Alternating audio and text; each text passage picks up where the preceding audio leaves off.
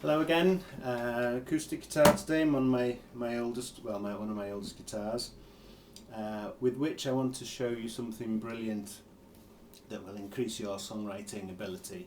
If you're a mode decoder user already, you'll know that there are 31 chords that you can use to write songs with in any key and any mode. Well, thanks to the Beatles and a book that I've just bought, there are actually, I'm going to show you now, another 6 great chords that you can use in your songwriting. Well, the one that it does appear here already, it is the dominant 7th chord, the normal 7th chord, which normally it will sound like that. And the thing about the dominant 7th chord is it always wants to resolve. It causes tension in any piece of music, and it always wants to back to the root note.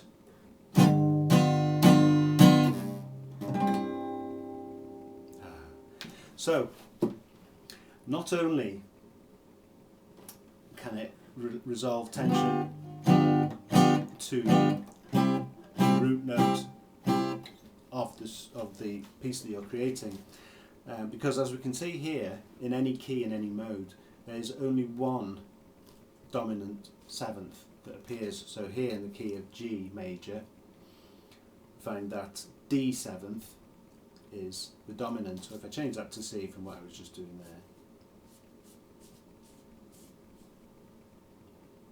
here we are, C major, you can see that G 7th, what I was just playing there, is the dominant. It's the 5th chord,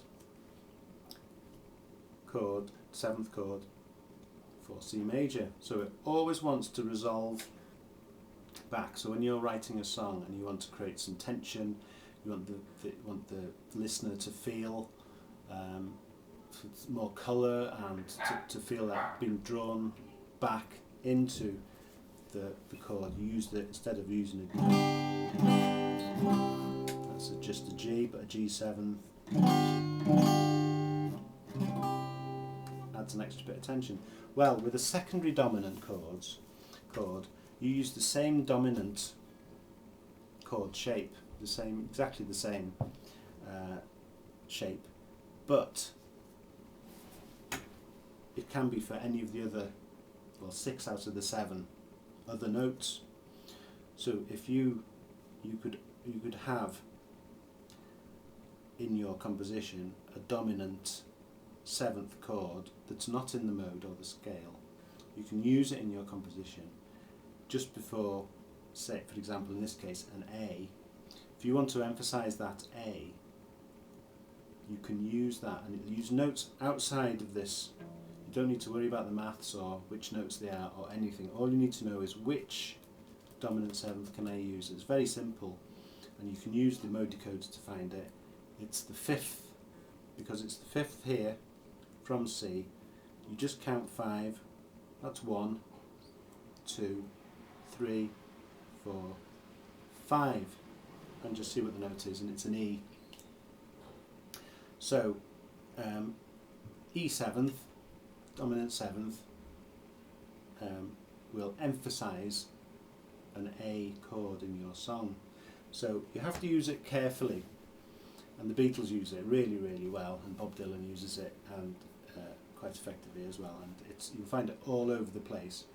And sometimes you'll think, if you're looking at theory, you say, how come there can be more than one dominant 7th when it only should exist once?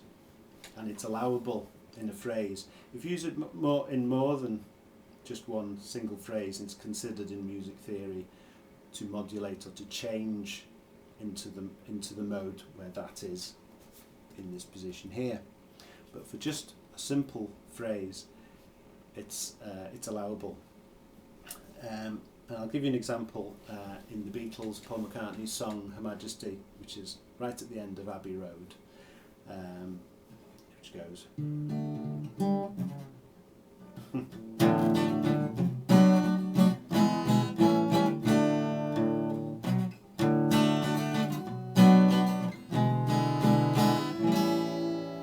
So you can probably hear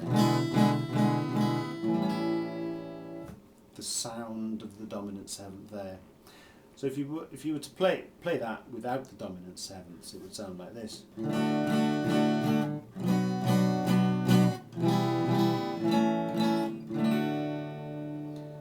Which is all fine and works well, but it's not as rich, it's not as colourful, and again the function of the dominant seventh is to emphasise, to create tension, and to make you want to get to the next, to the root note.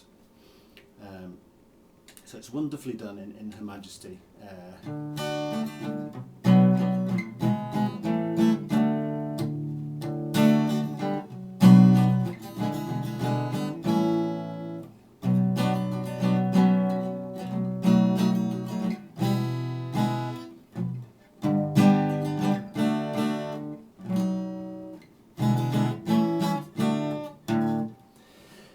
And that, at the end, keeps us in suspense. That's the magic of the Beatles, how they, because you want them to end there, but you don't. And that sort of sums up the whole dominant seventh feel that is used. So here we have, start in the key of D, D major, and let me put it in here. Oh yeah, so we've got D, E, F sharp, G, A, B, C sharp. Doesn't matter what they are, as long as you know what chords they make. So we see that we start off with the D major, and then there's a sort of a C, a D over a B, where the B note is used, and he plays that. I think he plays it in that sort of like that. I just play a B because it's easier and because I'm not that good. And then we have an E minor, and then an A major, and then back to the D again. But what Paul McCartney does, instead of the E minor, he plays an E minor seventh. You can see how to play the E minor seventh on the back here. So a minor seventh, a dominant seventh, beg your pardon, not a minor seventh, a seventh. Quite easy. And what he's done is he's creating tension, wanting you to go to an A by playing an E dominant 7. It's wanting to go to the A. But then when he gets to the A, he plays the dominant 7th A. Still keeping the tension and wanting you to go to the D. And we're back home again. And very naughtily, he then plays the A string, which keeps us in suspense at the end of the album, when it should actually end in a D. So it should go.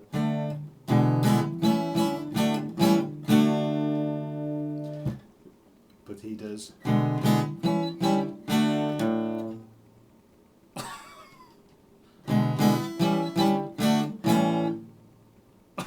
It's brilliant. It's brilliant. So the dominant 7th chords can be fitted in to your composition when you want to emphasise a chord. So you have to be clear in your mind which chord it is that you want to emphasise, because you can't go around, it's like with painting or anything, you can't emphasise everything at the same time. So you have to think, you know, which chord do I want to emphasise, and could I use a dominant 7th? And then using the mode decoder, you can find out what dominant 7th you could use. So another example is Don't Think Twice by Bob Dylan.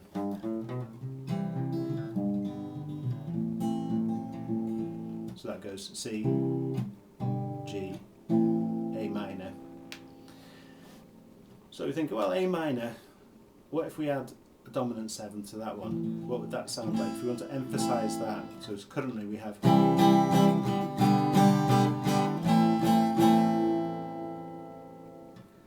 so the dominant 7th to A minor is E dominant 7th, which is this. So let's replace the G with that and see what that sounds like. And it sounds like this, really nice actually.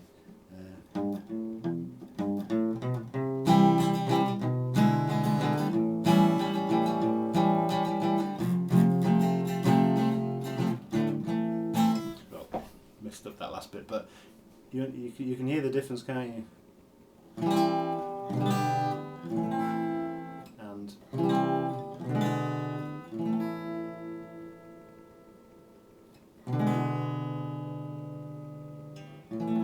you just play that all night, can't you? Just play the tension and release. Oh, so it's minor. Tension and release. Fantastic. And with the mode decoder, that's another great use for that. So it takes away the maths, it takes away having to work out backwards or even remembering which is the dominant seventh for that chord. All you have to think is, I want to emphasise that chord, which wherever it is here, apart from there, I'll tell you why in a minute. If you just count 5, you'll find the dominant seventh for that. So, and that's for any key. So, say we've got E here. What's the dominant seventh that leads to E? Well, it's 1, 2, 3, 4, 5. It's B. All right then. So that's this. Oh yes, so it is. And it also works for minors and majors, incidentally. So we could also have.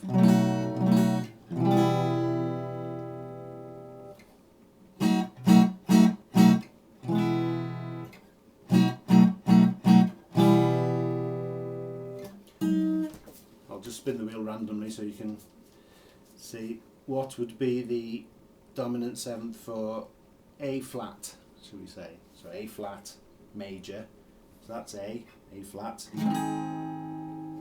Well, it's 1, 2, 3, 4, 5. Oh, it's E flat, of course, A and E, but it could not be actually. But anyway, and then E flat. Let's see, I'll do it on the A string.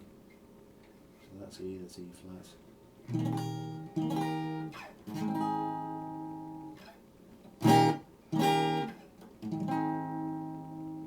Or the minor.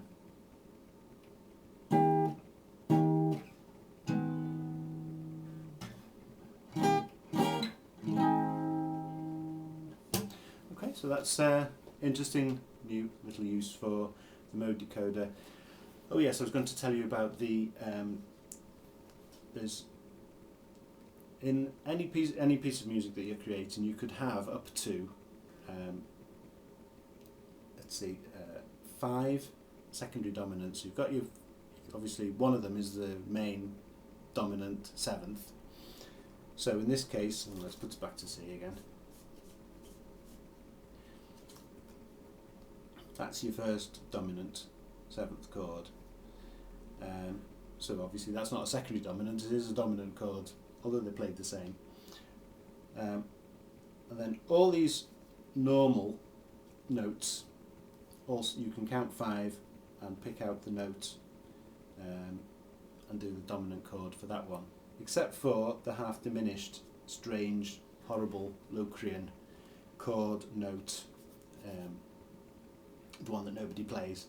And the reason you can't do a dominant seventh chord for the Locrian note, half diminished, is because it itself is not, it's an unresolved note, so it's got tension in it already. So if you build up tension and it resolves to more tension, it doesn't work.